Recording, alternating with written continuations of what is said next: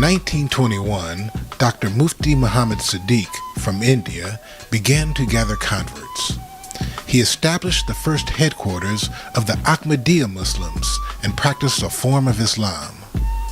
It was the only source of Islamic knowledge available to African Americans at that time.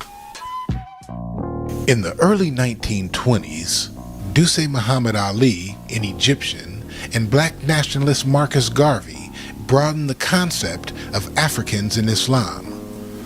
Ali taught the history of ancient Egypt and expanded the understanding of the Moorish Islamic empires. He was the first to profess the Moors were in America before Columbus in Garvey's newspaper, The Negro World.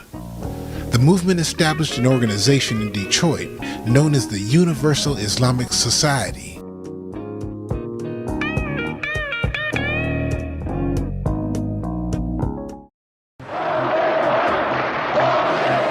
When Americans think of Muslims, they might identify with the Nation of Islam.